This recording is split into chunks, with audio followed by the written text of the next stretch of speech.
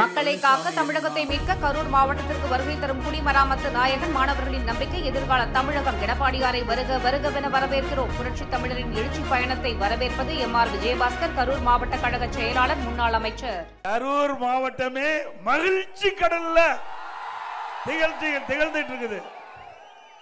ஏன்னா இங்க கரூர் மாவட்டத்தில் முன்னாள் அமைச்சர் உங்களுக்கு யாருன்னு தெரியும். யாரு? திரு செந்தில் பாலாஜி. அவருடைய அடக்குமுறையை உடைத்தெறிந்து தகர்த்தெறிந்து இங்கே மக்கள் வெள்ளம் குழுமி இருக்கிறீங்க.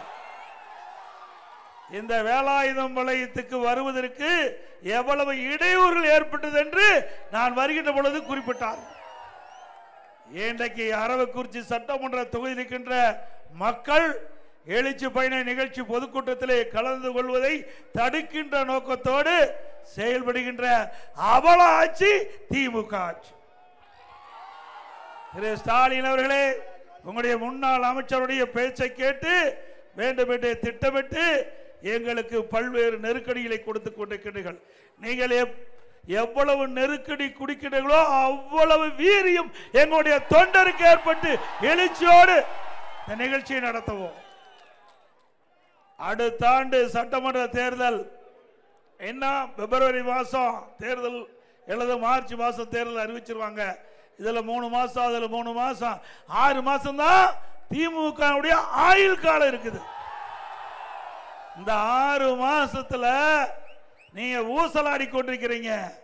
இன்றைக்கு ஒருவருக்கு கடுமையான நோய்வாய் ஏற்பட்டா அவர் உயிர் பிழைப்பதற்கு வெண்டிலேட்டர் வைப்பாங்க.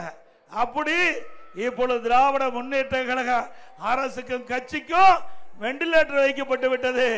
6 மாசம் வரைக்கும் தான் அந்த வெண்டிலேட்டர் இயங்கும். அதுக்கு பிறகு மக்கள் சரியான முடிவெடுப்பார்.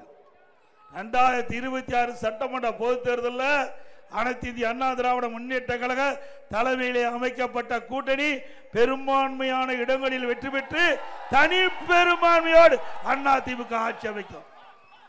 ஆக இப்பொழுது அதிகாரிகள் சிந்திக்க வேண்டும், நீங்க நடுநிலையோடு செயல்பட வேண்டும். இன்றைக்கு இங்க இருக்கின்ற மக்கள் கொடுக்கின்ற வரி பணத்தில் தான் உங்களுக்கு சம்பளம் கொடுக்கிறாங்க. அந்த மக்களை பாதுகாப்பது இங்க இருக்கின்ற காவல்துறையுடைய கடமை, இங்க இருக்கின்ற அதிகாரிகளுடைய கடமை. அதற்கு மாறாக வேண்டுமென்ற திட்டமிட்டு எங்களுடைய கழக நிர்வாகிகளுக்கும் தொண்டர்களுக்கும் பொதுமக்களுக்கும் உங்களால் நெருக்கடி கொடுக்கப்பட்டால் இதற்கெல்லாம் பதில் சொல்கின்ற காலம் விரைவில் வரும். வரும்போது கூட சொன்னாங்க, அண்ணா திமுக நிகழ்ச்சிக்கு வருகின்ற அந்த வாகனத்தெல்லாம் தடுத்து நிறுத்தப்பட்டு வேண்டுமென்றே திட்டமிட்டு இந்த நிகழ்ச்சியிலே பங்கு பெறாத ஒரு சூழ்நிலையை உருவாக்க பார்த்தாங்க. அதையும் மீறித்தான் இங்கே மக்கள் வெள்ளம் கடல் போல் காய்ச்சல். ஆக காற்றை எப்படி தடை போட முடியாதோ அப்படி அனைத்து இந்திய அண்ணா திராவிட முன்னேற்ற கழக கூட்டத்திற்கு இந்த அவல ஆட்சி தடை போட முடியாது. அது மட்டுமல்ல, நேற்றைய தினம் கரூரில் நடைபெற்ற கூட்டம் மழை தொடர்ந்து பொழிந்து கொண்டிருந்தது. அந்த மழையும் பொருட்படுத்தாமல் நம்முடைய கரூர் சட்டமன்ற தொகுதிக்கின்ற அத்தனை மக்களும் அந்த எழுச்சி பயண நிகழ்ச்சியிலே கலந்து கொண்டு அந்த கூட்டம் முடியும் வரை மழையிலே நனைந்து அனைத்து இந்திய அண்ணா திராவிட முன்னேற்ற கழகம் வெற்றி பெற்றுவதற்கு நாங்கள் துணை நிற்போம். அப்படி நேற்றைய தினம் நிகழ்ச்சி நடந்தது. இதே கரூர் மாவட்டத்தில் 30 விழா நடந்தது. அந்த 30 விழாவில் மழை பொழிகின்ற பொழுது சாரியா வெளியேறினாங்க. திரு ஸ்டாலின் அவர்களே, நீங்கள் நம்பிக்கொண்டு இருக்கின்ற திரு செந்தில் பாலாஜி எப்படிப்பட்டவர் என்று இந்த கரூர் மாவட்ட மக்களுக்கு நன்றா தெரியுமில்ல. அவர் நடிப்பிலே சிறந்த நடிகர். திரு சிவாஜி கணேசன் மட்டும் மறையாம இருந்தா அவரே இதை பார்த்து ஆச்சரியப்பட்டிருப்பார். திரு சிவாஜி கணேசன் அவர்களை விட சிறந்த நடிகராக இருக்கின்றவர் உங்களுடைய செந்தில் பாலாஜி அவர்கள். ஒவ்வொரு தேர்தலுக்கும் ஒவ்வொரு வேஷம் போடுகின்ற மனிதர் திரு செந்தில் பாலாஜி அவர். ஒவ்வொரு தேர்தல் வருகின்ற பொழுது ஒவ்வொரு வேடம் அணிவார், புது புது யுத்தியை கையாளுவார். அத்தனையும் கிரிமினல் எண்ணம் கொண்டு இந்த மக்களை எப்படி திசை திருப்புவது, இந்த மக்களுக்கு எப்படி பேசினா அவருடைய இடம் மனதில் இடம் பெறுவது, அப்படி அதை கண்டுபிடிச்சு அதற்கு ஏற்றவாறு கவர்ச்சிகரமா தேர்தல் நேரத்தில் பேசி வாக்குகளை பெறுகின்றவர் இங்கே இந்த மாவட்டத்தில் இருக்கின்ற திரு செந்தில் பாலாஜி அவர்கள். தேர்தல் நடந்த போது அவருக்கு ஓட்டு போடுகின்ற மக்களுக்கு கூட அந்த சகோதரிகளுக்கு கொலுசு கொடுத்தார். வெள்ளி கொலுசு கொடுக்கன்னு சொல்லி போலி வெள்ளி கொலுசு கொடுத்தவர் செந்தில் பாலாஜி. போலி வெள்ளி கொலுசு கொடுத்தார். அவருக்கு ஓட்டு போடுகின்ற மக்களுக்கு ஏமாற்றியவர் தான் இந்த செந்தில் பாலாஜி என்பதை நாம் எண்ணி பார்க்க வேண்டும். அது மட்டுமல்ல, இந்த மாவட்டத்தில் இந்த காவிரி ஆறு, இந்த காவிரி ஆற்று படுகையில் இன்றைக்கு தினந்தோறும் பல இடங்களில் திருட்டுத்தனமாக மணல் அள்ளப்படுகிறது. அல்றாங்கல்ல, உண்மைதானே? அப்படி திருட்டுத்தனமா அள்ளப்படுகின்ற மணலுடைய விலை மட்டும் 1 கோடி ரூபாய். ஒரு நாளைக்கு 1 கோடி ரூபாய் மணல் கொள்ளையிலே ஈடுபடுகின்ற அரசாங்கம் திமுக அரசாங்கம். அதுக்கு யார் உடந்த? இங்க இருக்கின்ற மாவட்டத்தில் இருக்கின்ற முன்னாள் அமைச்சர், அவருடைய ஆதரவு தான் இன்றைய தினம் இந்த காவிரி ஆற்றில் இருக்கின்ற மணலை திருட்டுத்தனமா கொள்ளை அடிச்சிட்டு இருக்கிறாங்க.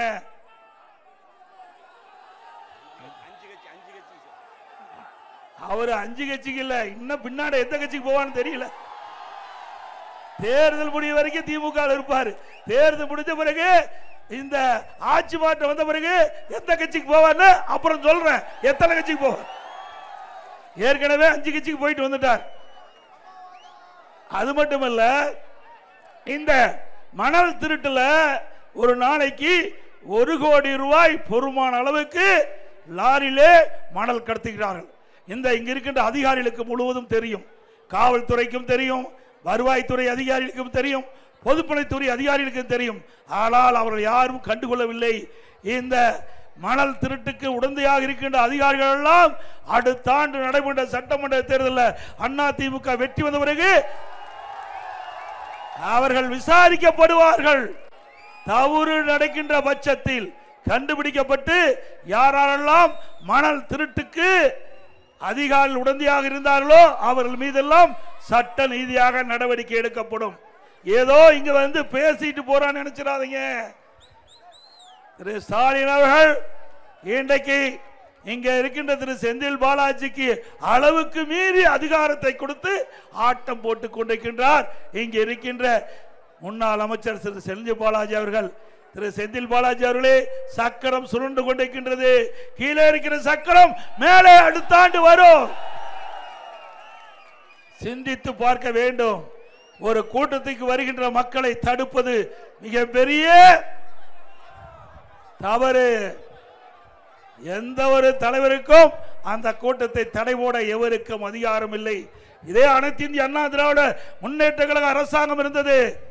நான் முதலமைச்சர் இருந்த காலகட்டத்தில் ஆயிரக்கணக்கான போராட்டம், ஒன்றல்ல இரண்டல்ல, ஆயிரக்கணக்கான போராட்டம். இன்றைக்கு தமிழகத்தில் நான் முதலமைச்சர் இருந்த காலத்தில் தான் அதிக போராட்டத்தை சந்தித்தேன். இன்றைக்கு மக்களுடைய உரிமைக்காக போராடியவர்களை தடுக்க கூடாது.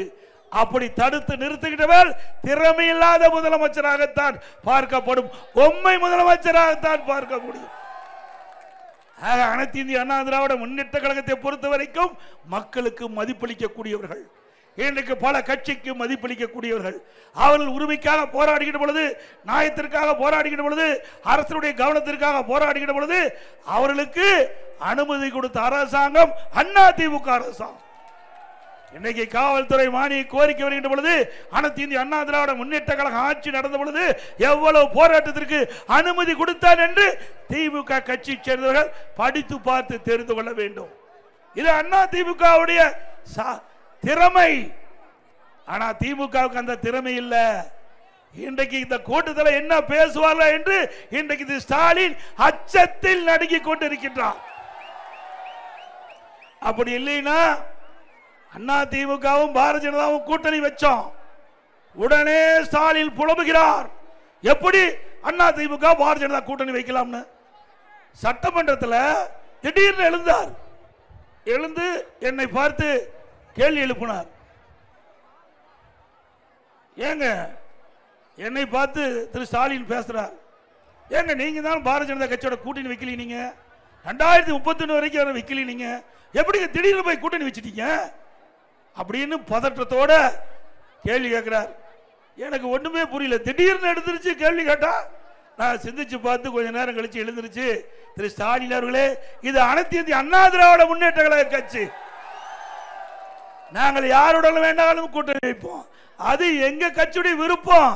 அதற்கு ஏன் நீங்க நடுங்கி பதற்றப்பட்டு இப்படி சட்டமன்றத்தில் வந்து இந்த கேள்வி எழுப்புறீங்க? ஆக என்றைக்கு அனைத்து இந்திய அண்ணா திராவிட முன்னேற்ற கழகம் பாரதிய ஜனதா கூட்டணி அமைத்ததோ அப்பொழுதோ திரு ஸ்டாலினுக்கும் திரு ஸ்டாலினுடைய சகாக்களுக்கும் பயம் வந்து விட்டது. உண்மைதானே? அது மட்டுமல்ல, இந்த அதிகாரிகளுக்கு இந்த நேரத்தில் தெரிவித்துக் கொள்கிறேன், அன்போடு தெரிவித்துக் கொள்கின்றேன், திரு செந்தில் பாலாஜி அவரையே அவர் காப்பாற்றிக் கொள்ள முடியாது. முடியுமா? சுமார் 450 நாட்கள் சிறையிலே இருந்தவர் தான் திரு செந்தில் பாலாஜி அவர்கள். அப்படிப்பட்டவரை நம்பி இன்றைக்கு தவறான செயலில் ஈடுபடுவர்களுக்கு இந்த அரசு அதிகாரிகள் உடந்தையாக இருந்தால் அவர்களை எவராலும் காப்பாற்ற முடியாது என்பதை நேரத்திலே தெரிவித்துக் கொள்கிறேன். அது மட்டுமல்ல, இன்னைக்கு அனைத்து இந்திய அண்ணா திராவிட முன்னேற்ற கழகத்தை சேர்ந்தவர்கள் சிறப்பாக செயல்பட்டா போதும், உடனே செந்தில் பாலாஜி அவர் மீது ஒரு கேஸை போடுவார், அவரை கைது செய்வாங்க, அவரை வந்து மிரட்டுவது. இங்க இருக்கிற பெரும்பாலானவருக்கு நான் வந்து அறிவிச்சவர் திரு விஜயபாஸ்கர் சொன்னாங்க, ஒவ்வொருத்தர் மேலையும் 6 கேஸ் 7 கேஸ் இருக்குதுன்னா. கவலைப்படாதீங்க, அடுத்த ஆண்டு அண்ணா திமுக ஆட்சி.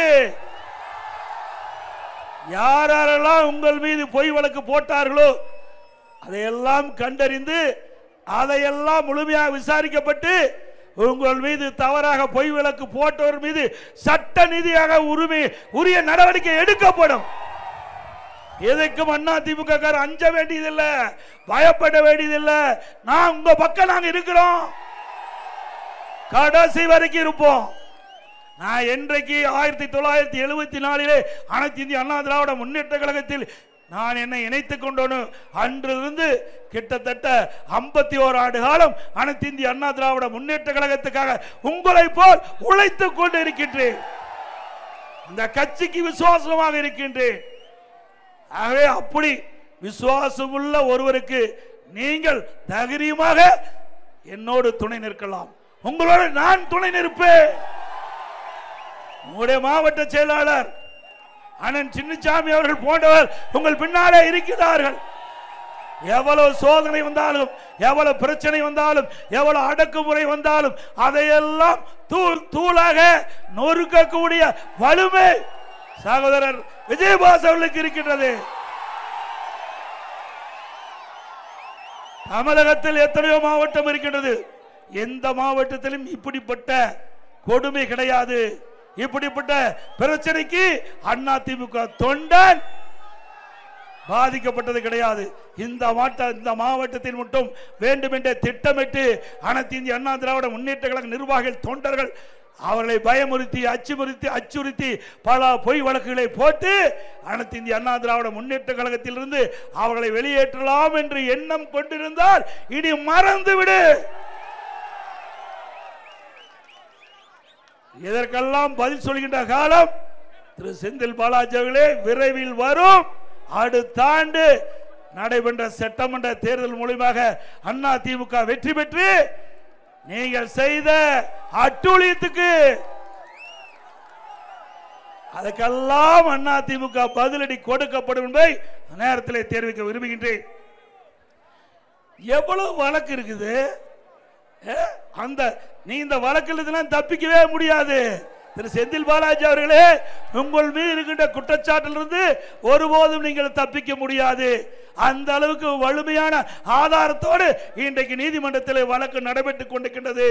ஆக நீங்கள் இந்த பகுதியில் தேர்தல் நேரம் வரை இருப்பீர்களா என்பது சந்தேகத்துக்குரியது. வழக்கு விரைவாக நடைபெற்று முடிந்தால் இருக்கிற இடம் கரூர் அல்ல, பாதுகாப்பான இடத்திற்கு சென்று விடுவீர்கள். எங்க கட்சிக்காரரை பற்றி, எங்க நிர்வாகிகளை பற்றி, எங்க தொண்டர்களை பற்றி மிரட்டுவது எந்த விதத்தில் நியாயம்? சிந்தித்து பாருங்க. இது பிரதான எதிர்கட்சி. இன்றைக்கு இந்த கட்சியில் தான் உங்களுக்கு அடையாளம் கொடுக்கப்பட்டது. இரவென்றும் பகலென்றும் பாராம தலைமை கழகம் அறிவிக்கப்பட்ட அறிவிப்புக்கு இணங்க உங்களை வெற்றி பெற செய்தவர்கள் அனைத்து இந்திய அண்ணா திராவிட முன்னேற்ற கழக நிர்வாகிகள், தொண்டர்கள். மனசாட்சி வேண்டாமா? எடுத்துடனே நீங்கள் அமைச்சராகி விட்டீர்களா? அனைத்து இந்திய அண்ணா திராவிட முன்னேற்ற கழகம் என்ற ஒரு கட்சி இருந்த காலத்தாலே அனைத்து இந்திய அண்ணா திராவிட முன்னேற்ற கழக தொண்டன் உழைத்த உழைப்பால் உங்களுக்கு எம்எல்ஏ கிடைத்தது, உங்களுக்கு அமைச்சர் கிடைத்தது. அந்த அடையாளம் கிடைத்த காரணத்தினால்தான் திமுகவில் உங்களுக்கு இந்த வாய்ப்பு கிடைத்தது. சிந்திக்க வேண்டும். ஆக வேண்டுமென்றே திட்டமிட்டு இன்றைக்கு ஊருக்கு அடங்காத பிள்ளை, வீட்டுக்கு அடங்காத பிள்ளை, முடிஞ்சு பார்த்துக்க, சிந்திச்சுக்கீங்க. அது மட்டுமல்ல, இன்றைக்கு திராவிட முன்னேற்ற கழகம் ஆட்சிக்கு வந்த பிறகு இந்த கரூர் மாவட்டத்திற்கு ஏதாவது ஒரு புதிய பெரிய திட்டத்தை கொண்டாந்துருக்காங்களா? நாங்க கொண்டாந்த திட்டத்தையே முழுமை பெறல. நஞ்சை, புகழூர், கதவன, அதுல சுமார் 490 கோடி மதிப்பீட்டில் இங்க இருக்கின்ற காகித ஆலைக்கு, சிமெண்ட் ஆலைக்கு தேவையான நீர், கூட்டு குடி திட்டத்திற்கு தேவையான நீர் கிடைக்க வேண்டும்.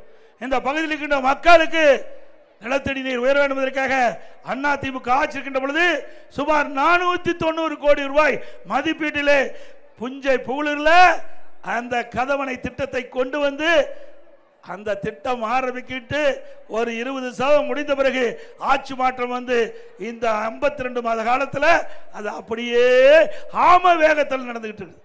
மீண்டும் அண்ணா திமுக ஆட்சிக்கு வந்தவுடன் இந்த திட்டம் விரைந்து செயல்படுத்தப்பட்டு மக்களுடைய பயன்பாட்டுக்கு கொண்டு வரப்படும். இது மட்டுமல்ல, காவிரி ஆற்றிலே 4 இடத்துல மேட்டூர் அணை நிரம்பி உபரி நீர் வெளியேறி காவிரி வழியாக கடலை போய் கலக்கின்றது. அப்படி கலக்கின்ற நீரை ஆங்காங்கே காவிரி ஆற்றிலே எந்தெந்த இடத்தில் அந்த தண்ணீரை தேக்க முடியுமோ அங்கே எல்லாம் தண்ணீர் தேக்குவதற்கு நாங்கள் 4 இடத்திலே தேர்வு செய்து கதவணை கட்டுவதற்கு நாங்கள் முயற்சி செய்தோம். ஆட்சி மாற்றத்துக்கு பிறகு திராவிட முன்னேற்ற கழகம் ஆட்சிக்கு வந்த பிறகு அதை கைவிட்டு விட்டார்கள். மீண்டும் அண்ணா திமுக ஆட்சிக்கு வந்தவுடன் இன்றைக்கு காவிரியிலே உபரி நீர் போகின்ற பொழுது அந்த நீரை அந்தந்த பகுதியிலே தடுத்து நிறுத்தி கதவணை கட்டுவதற்குண்டான நடவடிக்கை மேற்கொள்ளப்படும். இங்கே விவசாய பெருமக்கள் நிறைந்த பகுதி. விவசாயிகளுக்கு அனைத்து இந்திய அண்ணா திராவிட முன்னேற்ற கழக ஆட்சியில் பல்வேறு திட்டங்களை கொண்டு வந்து நிறைவேற்றுகிறோம். மாண்பு அம்மா இருக்கின்ற பொழுது தேர்தல் நேரத்தில் வாக்குறுதி கொடுத்தார்கள். விவசாயிகளுக்கு விவசாய தொடக்க வேளாண் கூட்டு கடன் சங்கத்திலே வாங்கிய பயிர்கடன் தள்ளுபடி என்று சொன்னார்கள். ஆட்சி பொறுப்பேற்று 2016ஆம் ஆண்டு விவசாயிகளுடைய கடனை தள்ளுபடி செய்த அரசாங்கம் அண்ணா திமுக அரசாங்கம். கொரோனா காலம், அந்த நேரத்தில் விவசாயிகள் பாதிக்கப்பட்டுட்டாங்க. அப்படி பாதிக்கப்பட்ட விவசாயிகள் என்னை சந்தித்து கோரிக்கை மனு அளித்தார்கள். அந்த கோரிக்கை ஏற்று அனைத்து இந்திய அண்ணா திராவிட முன்னேற்ற கழக அரசு இன்று நம்முடைய விவசாய பெருமக்கள் தொடக்க வேளாண் கூட்டுறவு கடன் சங்கத்திலே வாங்கிய பயிர்கடன் 12,100 கோடி தள்ளுபடி செய்தோம். இதெல்லாம் விவசாய பெருமக்களுக்காக செய்த சாதனை. அது மட்டும் விவசாயிகள் பயன்படுத்துகின்ற பம்பு செட் மோட்டாருக்கு 24 மணி நேரம் மும்முனை மின்சாரம் கொடுத்த அரசாங்கம் அண்ணா திமுக அரசாங்கம். இன்றைக்கு நம்முடைய விவசாயிகள் பயனடையும் என்பதற்காக குடிமராமத்து திட்டம், ஏரி குளம் குட்டை அனைத்திலும் அங்க இருக்கின்ற விவசாய பெருமக்களுடைய பங்களிப்போடு அந்த குடிமராமத்து திட்டத்தை நிறைவேற்றணும். அந்த ஏழைகள் வண்டல் மண்ணை அள்ளி விவசாயிகள் இலவசமாக பயன்படுத்திட்டாங்க. அவருடைய நிலத்திற்கு இயற்கை உரமாக பயன்படுத்தினாங்க. நல்ல விளைச்சல் கிடைச்சது. குடிமராமத்து திட்டத்தின் மூலமாக ஏரிகள் ஆழப்படுத்தப்பட்டது. மழை காலத்தில் பெய்த நீர் முழுவதும் சேமித்து நிலத்தி நீர் உயர்ந்த காட்சி அண்ணா திமுக ஆட்சியிலே காணப்பட்டது. அந்த திட்டத்தை நிறுத்திட்டீங்க. மீண்டும் அதிமுக ஆட்சி வந்த பிறகு நீண்ட நாள் விவசாயிகளுடைய கோரிக்கை ஏற்று பொதுமக்களுடைய கோரிக்கை ஏற்று விடுபட்ட ஏரிகள் குளங்கள் குட்டைகள் அனைத்தும் குடிமராமத்து திட்டத்தின் மூலமாக தூர்வாரப்பட்ட மண் விவசாயிகளுக்கு பொதுமக்களுக்கு இலவசமாக கொடுக்கப்படும். அதுபோல இந்த புஞ்சை புகழரை தலைமையாக கொண்டு புதிய தாலுகா அலுவலகம் கொண்டு வந்ததும் அதிமுக ஆட்சியில் தான். அதே போல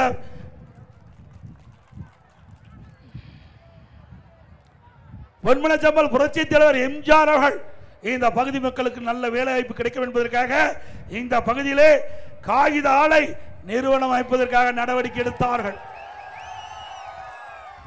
இதே புரட்சி தலைவி அம்மா அவர்கள் தமிழகத்துடைய முதலமைச்சர் இருந்த காலகட்டத்தில் அந்த பகுதியிலே புதிதாக சிமெண்ட் ஆலை கொண்டு வந்தார்கள். ஆக பெரிய பெரிய தொழில்கள் அண்ணா திமுக ஆட்சியில் தொடங்கப்பட்டது. திமுக ஆட்சியில் இந்த கரூர் மாவட்டத்தில் ஏதாவது ஒரு பெரிய தொழில் துவங்கப்பட்டதா? அது மட்டுமல்ல, நம்முடைய அரவக்குறிச்சி ஒன்றியத்துக்கு உட்பட்ட அரவக்குறிச்சி சட்டமன்ற தொகுதி, அரவக்குறிச்சி பரமத்தி ஊராட்சி அனைத்து பகுதியிலும் தங்கு தடையில்லாமல் அந்த பகுதியிலே வாழ்கின்ற மக்களுக்கு பாதுகாக்கப்பட்ட காவிரி தண்ணீர் சுமார் 350 கோடியில் 50 ஊராட்சிகளுக்கு குடிநீர் வழங்கிய அரசாங்கம் அதிமுக அரசாங்கம். அதே போல குடிமராமத்து பணி மூலமா வாய்க்கால் தூர்வாரப்பட்டது. வாய்க்கால் கால்வாய்கள் எல்லாம் கடமுடை பகுதி வரை தண்ணீர் தங்கு தடையில்லாமல் விவசாய பாசனத்திற்கு நீர் வழங்கப்பட்ட அரசாங்கம் அதிமுக அரசாங்கம் நேரத்தில் தெரிவிக்க விரும்புகிறேன். இன்றைக்கு திராவிட முன்னேற்ற கழகம் ஆட்சிக்கு வந்ததிலிருந்து இந்த போதைப் பொருள் நடமாட்டம் அதிகரித்து விட்டது. போதைப் பொருள் இல்லாத இடமே இல்லை. உண்மைதானே? எங்கே பார்த்தாலும் கஞ்சா விற்பனை அதிகரித்து விட்டது. ஏதோ இந்த அரசுக்கு பலமுறை சுட்டி காட்டணும், சட்டமன்றத்திலும் பிரதான எதிர்க்கட்சி என்ற முறையில் சுட்டி காட்டணும். அதையெல்லாம் இந்த அரசாங்கம் கண்டுகொள்ளவில்லை. இன்றைய தினம் கொலை கொள்ளை திருட்டு வழிப்பறிவு பாலியல் வன்கொடுமை நடப்பதற்கு காரணம் இந்த போதைப் பொருள் நடமாட்டத்தால். போதைப் பொருளை பயன்படுத்துவதால் இந்த நிலை ஏற்பட்டிருக்கு என்பதை பல முறை சுட்டிக்காட்டினேன். ஆனால் விடியா திமுக அரசு இன்றைக்கு ஸ்டாலின் முதலமைச்சர் இதை கண்டுகொள்ளவில்லை. இன்றைய நிலம் என்ன?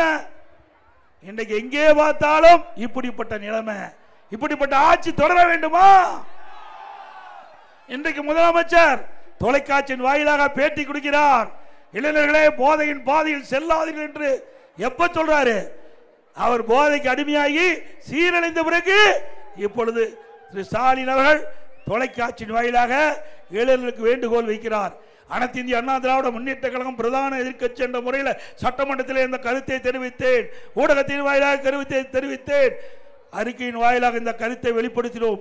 அப்பொழுது இந்த விடியா திமுக அரசு திரு ஸ்டாலின் முதலமைச்சர் உரிய நடவடிக்கை எடுக்கப்பட்டிருந்தால், போதைப் பொருள் நடமாட்டத்தை தடுத்து நிறுத்தியிருந்தால் மாணவர்கள் இளைஞர்கள் பொதுமக்கள் இந்த போதைப் பொருளுக்கு அடிமையாகி சீரழிந்திருக்க மாட்டார்கள். ஆகவே தமிழகம் சீரழிவதற்கு காரணம் விடியா திமுக அரசாங்கம் என்பதை நேரத்தில் கோடிட்டு காட்ட விரும்புகின்றேன். அது மட்டுமல்ல, இன்றைக்கு நேற்றைய தினம் கல்வியில் சிறந்தது தமிழ்நாடு. கல்வியில் சிறந்தது தமிழ்நாடு. யாரு கொண்டாடுறா? திரு ஸ்டாலின் கொண்டாடுறார். அனைத்து இந்திய அண்ணா திராவிட முன்னேற்ற கழகம் ஆட்சி இருக்கின்ற பொழுதுதான் கல்விக்கு முன்னுரிமை கொடுத்தோமல்ல. கிராமத்திலிருந்து நகர வரை ஆரம்ப பள்ளி அதிகமாக திறந்தோம். நடுநிலை பள்ளி ஆரம்ப பள்ளி நடுநிலை பள்ளியா தரம் உயர்த்தணும். நடுநிலை பள்ளியிலிருந்து உயர்நிலை பள்ளி தரம் உயர்த்தணும். உயர்நிலை பள்ளியிலிருந்து மேல்நிலை பள்ளி தரம் உயர்த்தணும். ஆக ஆரம்ப பள்ளியிலிருந்து மேல்நிலை பள்ளி வரை அதிகமாக பள்ளிகளை திறந்து இன்றைக்கு தமிழகத்தில் கிராமத்திலிருந்து நகரம் வரை இன்றைக்கு கற்போருடைய எண்ணிக்கை உயர்த்திய அரசாங்கம் அண்ணா திமுக அரசாங்கம். உடைய கொள்கை விளக்க குறிப்பில் எடுத்து பாருங்க. இன்றைக்கு பள்ளி கல்வித்துறை மானிய கோரிக்கை வருகின்ற பொழுது புள்ளி விவரங்களை எடுத்து பாருங்க. அனைத்து இந்திய அண்ணா திராவிட முன்னேற்ற கழக ஆட்சியில் தான் இன்றைக்கு அதிகமான பள்ளிகளை திறந்ததின் விளைவு கற்போட எண்ணிக்கை தமிழகத்தில் உயர்ந்திருக்கின்றது. ஆனால் திமுக ஆட்சியில் இன்றைக்கு பள்ளியில் சேர்க்கப்படுகிற மாணவர் எண்ணிக்கை குறைந்து இருக்குது. அதுக்கு பல்வேறு காரணத்தை கற்பித்துக் கொண்டிருக்கின்றார்கள். ஆனால் விடியா திமுக அரசு இன்றைக்கு இந்த மாணவர்கள் கல்வியிலே சரியான கவனம் செலுத்தாத காரணத்திலே, பள்ளிக்கு இந்த அரசாங்கம் சரியான முறையில் கவனம் செலுத்தாத காரணத்திலே இன்றைக்கு அரசு பள்ளியை படிக்கின்ற மாணவருடைய சேர்க்கை குறைந்திருக்குது. அண்ணா திமுக ஆட்சியில் பள்ளிகளை திறந்தோம், திமுக ஆட்சியில் பள்ளிகளை மூடினாங்க. 207 பள்ளிகளை மூடிட்டாங்க.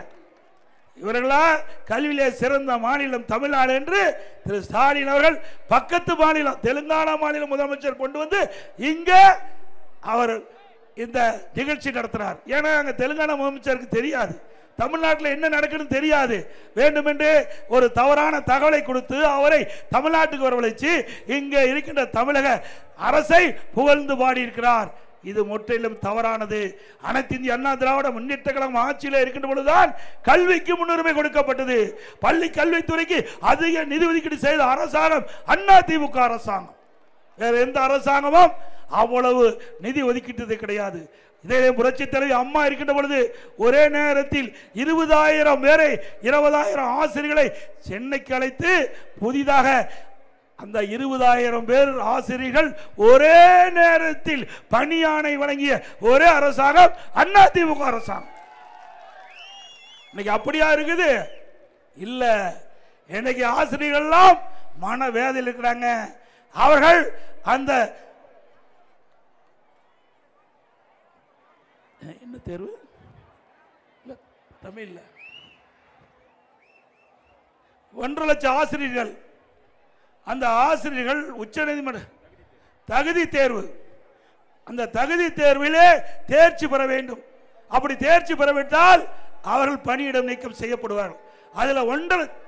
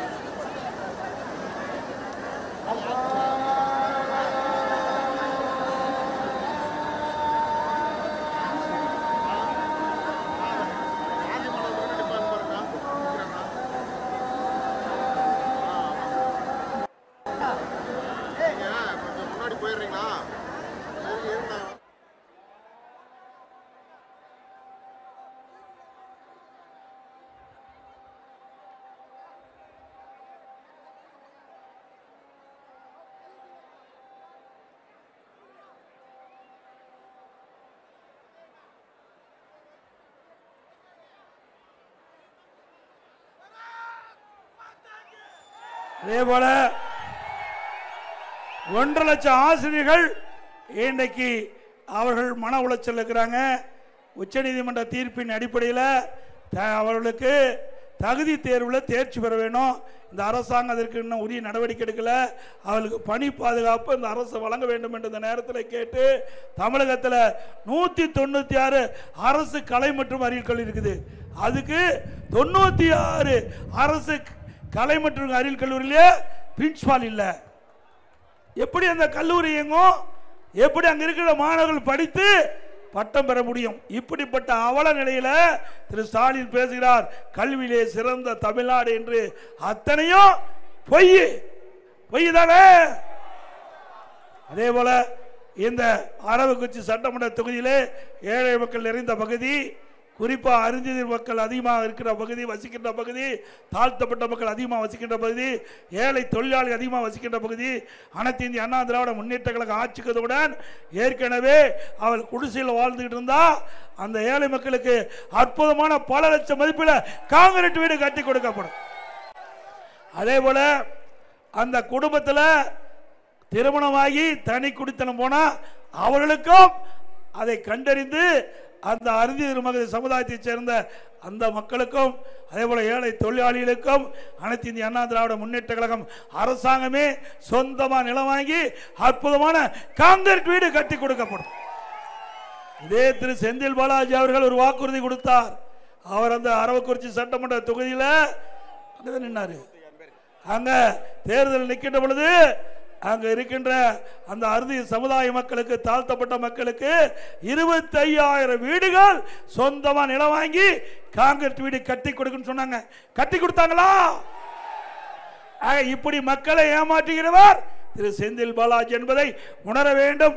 அனைத்து இந்திய அண்ணா திராவிட முன்னேற்ற கழக ஆட்சிக்கு வந்தவுடன் இந்த ஏழை மக்களுக்கு பல லட்சம் மதிப்புள்ள காங்கிரீட் வீடு கட்டி கொடுக்கப்படும். அதே போல ஒவ்வொரு தீபாவளி வருகின்ற பொழுதும் நம்முடைய தாய்மார்களுக்கும் சகோதரிகளுக்கும் நல்ல தரமான சேலை வழங்கப்படும்.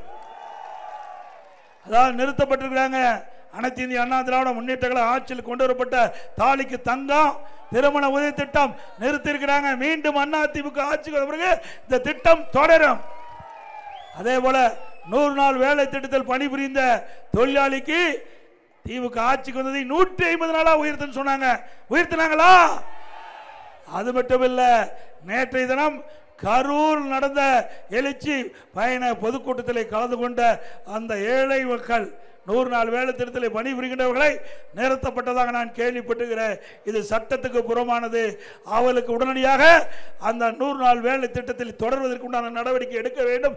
இல்லாவிட்டால் எந்த அதிகாரிகள் அவருக்கு வேலை கொடுக்க மறுக்கின்றார்களோ அவர்களை நீதிமன்றத்தின் மூலமாக நிறுத்தப்படுவார்கள். அண்ணா திமுக ஆட்சிக்கு பிறகு அவர்களுக்கு தகுந்த தண்டனை கிடைக்கும் என்பதை இந்த நேரத்தில் தெரிவிக்கிறேன். யாருக்கு நீங்க பயன்பட வேண்டிய அவசியம் இல்லை. 100 நாள் வேலை திட்டம் உங்களுக்காக இருக்கின்ற திட்டம், ஏழைகளுக்காக இருக்கின்ற திட்டம். அதை எவராலும் தடுத்து நிறுத்த முடியாது. அப்படி யாராவது அனைத்து இந்திய அண்ணா திராவிட முன்னேற்ற கழக நிகழ்ச்சியிலே பங்கு பெற்ற என்ற ஒரே காரணத்திற்காக அந்த 100 நாள் வேலை திட்டத்தில் பணிகின்ற ஒரு வாய்ப்பை அவர்கள் நிறுத்தப்பட்டால் மீண்டும் உங்களுக்கு வழங்கப்படும் என்பதை நேரத்தில் உறுதியோடு தெரிவிச்சுக்கிறேன். அதுபோல 1000 ரூபாய் உரிமை தொகை என்ன இவரா கொடுத்தாரு? கிடையாது. திரு ஸ்டாலின் அறிவிச்சாரு 2021 சட்டமன்ற பொதுத் தேர்தலில் திமுக ஆட்சிக்கு வந்தா இன்னைக்கு குடும்ப தலைக்கு 1000 ரூபாய் உரிமை தொகை கொடுக்கப்படும் மாதமான கொடுத்தாரா? இல்ல. 28 மாதம் அண்ணா திமுக கட்சி போராடிச்சு. 28 மாதம் பல முறை பிரதான எதிர்க்கட்சி என்ற முறையில் முதலமைச்சருடைய கவனத்திற்கு கொண்டு போனோம். திரு ஸ்டாலின் அவருடைய கவனத்துக்கு கொண்டு போனோம். நீங்கள் கொடுக்கப்பட்ட வாக்குறுதி, அதை நம்பி நம்முடைய தாய்மார்கள் வாக்களித்து நீங்கள் ஆட்சிக்கு வந்து விட்டீர்கள். கொடுக்கப்பட்ட வாக்குறுதி நிறைவேற்ற வேண்டும் என்று தொடர்ந்து அனைத்து இந்திய அண்ணா திராவிட முன்னேற்ற கழகம் சட்டமன்றத்திலும் இன்றைக்கு வெளியில் நடைபெற்ற அண்ணா திமுக பொதுக்கூட்டத்தில் அழுத்தம் கொடுத்த காரணத்தினால 28 மாதம் கழிச்சு வேண்டா வெறுப்பா இந்த தாய்மார்களுக்கு 1000 ரூபாய் உரிமை தொகை கொடுத்தார். இந்த அரசாங்கம் இந்த தாய்மார்கள் படுகின்ற கஷ்டத்தை பார்த்து கொடுக்கல. அண்ணா திமுக கொடுக்கப்பட்ட அழுத்தத்தின் காரணமாக 1000 ரூபாய் கொடுத்தார். இப்போ போன மாசம் தெரிவிச்சார், இப்பெல்லாம் உங்களுடன் ஸ்டாலின் அதில் ஒரு மனு வாங்கிட்டு இருக்கார். என்ன, அதில் விதிவிலக்குகளை குறைச்சி விதிவிலக்குகள் அதை தளர்த்தப்பட்டு மேலும் 30 லட்சம் பேர்களுக்கு இந்த மாதந்தோறும் குடும்ப தலைக்கு 1000 ரூபாய் உரிமை தொகை கொடுப்பதாக அறிவிச்சிருக்கிறார். எதற்காக? ஏற்கனவே 28 மாசம் போயிட்டுது, இன்னும் இருப்பது தேர்தலுக்கு இன்னும் 6 மாசம் தான் இருக்குது. இந்த 6 மாசத்துல இந்த மக்களுடைய கஷ்டத்தை பார்த்து கொடுக்கல, இந்த தாய்மாருடைய கஷ்டத்தை பார்த்து கொடுக்கல, ஏழை தாய்மாருடைய கஷ்டத்தை பார்த்து கொடுக்கல. அடுத்த ஆண்டு நடைபெறுகிற சட்டமன்ற பொது தேர்தலில் இந்த குடும்பத்தாருடைய ஓட்டு திரு ஸ்டாலினுக்கு தேவை.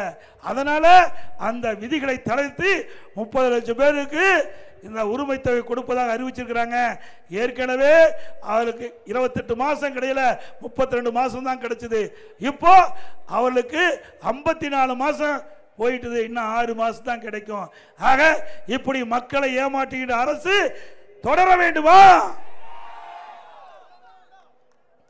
அதே போல இந்த பகுதியிலே நீண்ட நாள் கோயில் நிலம் குடியிருந்துட்டு இருக்கிறாங்க. அதில் பிரச்சனை இருந்துகிட்டு இருக்குது. அதிமுக ஆட்சி வரப்புக்கு சட்ட நிதியாக அந்த நில குடிமேலுக்கு பாதுகாப்பு கொடுக்கின்ற நிலையை ஏற்படுத்துவோம். அவளுக்கு அந்த நிலத்தை மீண்டும் மீட்டெடுப்பதற்குண்டான முயற்சியை நாங்கள் எடுப்போம் என்பதை நேரத்தில் தெரிவித்து, இன்றைக்கு நம்முடைய இஸ்லாமிய பெருமக்களுக்கு அனைத்து இந்திய அண்ணா திராவிட முன்னேற்றங்களை ஆட்சிக்கிட்ட பொழுது இதே புரட்சி தலைவி அம்மா இருக்கின்ற காலகட்டத்தில் இஸ்லாமிய பெருமக்கள் அம்மாவிடத்தில் சந்தித்து கோரிக்கை வச்சாங்க. புனித ரமலான் மாதத்தில் பள்ளிவாசலுக்கு நோன்பு கஞ்சி தயாரிக்க அரிசி வேண்டும் கேட்டாங்க. அவருடைய கோரிக்கை ஏற்று மாண்புமிகு அம்மா அவர்கள் ஆண்டுதோறும் இந்த நோன்பு கஞ்சி தயாரிக்க 5400 மெட்ரிக் டன் அரிசி கொடுத்த அரசாங்கம் அதிமுக அரசாங்கம். நாகூர் தர்கா சந்தனக்கூடு திருவிழாவிற்கு தேவைப்படும் சந்தன கட்டைகள் விலையில்லாமல் அதிமுக அரசு இந்த நம்முடைய இஸ்லாமிய பெருமக்களுக்கு வழங்கி வருகிறது. 2018 வரை ஹஜ் புனித பயணம் மேற்கொள்ளும் இஸ்லாமிய சகோதரர்களுக்கு மத்திய அரசு மானியமா வழங்கி வந்து நிறுத்திவிட்டது. உடனடியாக இஸ்லாமிய பெருமக்கள் என்னை சந்தித்து இன்றைக்கு ஹஜ் புனித பயணம் மேற்கொள்கின்ற இஸ்லாமிய பெருமக்களுக்கு மானியம் கிடைக்க வேண்டும் என்று கோரிக்கை வச்சாங்க. ஆகவே மத்திய அரசு அந்த மானியத்தை நிறுத்தினாலும் அம்மாவுடைய அரசு அவருடைய கோரிக்கை ஏற்று ஆண்டுதோறும் 6 கோடி ரூபாய் மானியம் வழங்கிய அரசாங்கம் 2021ஆம் ஆண்டு இந்த மானியத்தை உயர்த்தி கொடுக்க வேண்டும். இஸ்லாமிய பெருமக்கள் என்னை சந்தித்து கோரிக்கை வைத்தார்கள். அவருடைய கோரிக்கையை ஏற்று அனைத்து இந்திய அண்ணா திராவிட முன்னேற்ற கழக அரசு ஹஜ் புனித பயணம் மேற்கொள்வதற்கு 6 கோடியிலிருந்து 12 கோடி ரூபாயாக உயர்த்தி கொடுத்த அரசாங்கம் அதிமுக அரசாங்கம் தெரிவித்து ஹஜ் பயணிகள் சென்னையிலே தங்கி செல்ல தங்கும் வசதி வேண்டும் என்று கேட்டாங்க. அதற்காக அனைத்து இந்திய அண்ணா திராவிட முன்னேற்ற கழக அரசு சென்னையிலே ஹஜ் இல்லம் கட்டுவதற்கு 15 கோடி ரூபாய் ஒதுக்கி தந்த அரசாங்கம் அதிமுக அரசு. இப்படி பல கோரிக்கைகள் நிறைவேற்றப்பட்டு கொடுத்த அதிமுக அரசு என்பதை நேரத்தில் தெரிவித்து, அது மட்டுமல்ல அடுத்த ஆண்டு 2026ஆம் ஆண்டு சட்டமன்ற பொதுத் தேர்தல் வர இருக்குது. அந்த சட்டமன்ற பொதுத் தேர்தலில் இங்க இருக்கின்ற முன்னாள் அமைச்சர் திரு செந்தில் பாலாஜி அவர்கள் பல்வேறு அவதாரம் எடுப்பார். அந்த அவதாரம்லாம் உங்களுக்கு என்னென்ன தெரியும். போலி வெள்ளி குலுசு கொடுப்பாரு. இப்படி எது கொடுத்தாலும் வாங்கிக்கிங்க, தப்பே இல்லை. இதெல்லாம் உங்க பணம், அவர் சம்பாரிச்சு பணம் இல்லை, கொள்ளையடித்த பணம். அந்த கொள்ளையடித்த பணம் எந்த ரூபத்தில் வந்தாலும் நீங்கள் பெற்றுக்கொள்ளலாம்.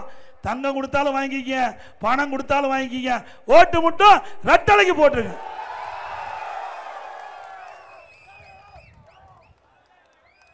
அதே போல இந்த நிகழ்ச்சி சீரோடும் சிறப்போடும் நடத்துவதற்கு உறுதுணையாக விளங்கிய மரியாதைக்குரிய திருமதி ரேணுகா மோகன்ராஜ் அவர்களே, திருமதி பி தமிழரசு அவர்களே, ஒன்றிய கழகத்துடைய செயலாளர்கள் திரு கே கமலக்கண்ணன் அவர்களே, திரு பி மார்க்கண்டேயன் அவர்களே, திரு MRK செல்வகுமார் அவர்களே, திரு R சேகரேந்திர ஆனந்தராஸ் அவர்களே, திரு M ஈஸ்வரமூர்த்தி அவர்களே, திரு G கலையரசன் அவர்களே மற்றும் நகர கழக செயலாளர்கள் திரு KCS விவேகானந்தன் அவர்களே, திரு கொளக்காடி KM சாதி பாட்சா அவர்களே மற்றும் பேரூர் கழகத்துடைய செயலாளர் TM அரவிந்த் அவர்களே, திரு ஜே இளமதி அவர்களே, திரு ஆர் சதாசிவம் அவர்களே, திரு எஸ் சரவணன் அவர்களே, மற்றும் கூட்டணி கட்சி சேர்ந்த பாரதிய ஜனதா கட்சி சேர்ந்த மாவட்ட தலைவர் திரு வி செந்திலாதன் அவர்களே, தமாக மேற்கு மாவட்ட தலைவர் திரு திருமூர்த்தி அவர்களே, ஐஜேகே மேற்கு மாவட்ட ஒருங்கிணைப்பாளர் திரு பிரபு அவர்களே, தமிழர் தேசம் கட்சி சேர்ந்த திரு சீரகன் அவர்களே, மற்றும் இந்த நிகழ்ச்சியிலே திரளாக கலந்து கொண்டு சிறப்பித்த கழகத்தினுடைய அனைத்து மட்ட நிர்வாகிகளே, கூட்டணி கட்சி சேர்ந்த நிர்வாகிகளை, தொண்டர்களை அனைவருக்கும் என்னுடைய மனமார்ந்த நன்றி இந்த நேரத்தில் தெரிவித்து 2026ஆம் ஆண்டு நடைபெற்ற சட்டமன்ற பொதுத் தேர்தலில் அனைத்து இந்திய அண்ணா திராவிட முன்னேற்ற கழகம் நிறுத்தப்பட்டால் அவருக்கு இரட்டை சின்னத்திலே வாக்களித்து வெற்றி பெறும்.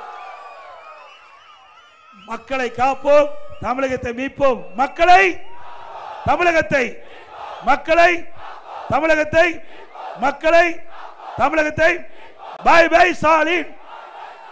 நன்றி, வணக்கம். மக்களை காக்க, தமிழகத்தை மீட்க கரூர் மாவட்டத்திற்கு வருகை தரும் குடிமராமத்து நாயகன் மாணவர்களின் நம்பிக்கை எதிர்கால தமிழகம். எடப்பாடியாரை வருக வருகவென வரவேற்கிறோம். புரட்சித் தமிழரின் எழுச்சி பயணத்தை வரவேற்பது எம்.ஆர். விஜயபாஸ்கர், கரூர் மாவட்ட கழக செயலாளர், முன்னாள் அமைச்சர்.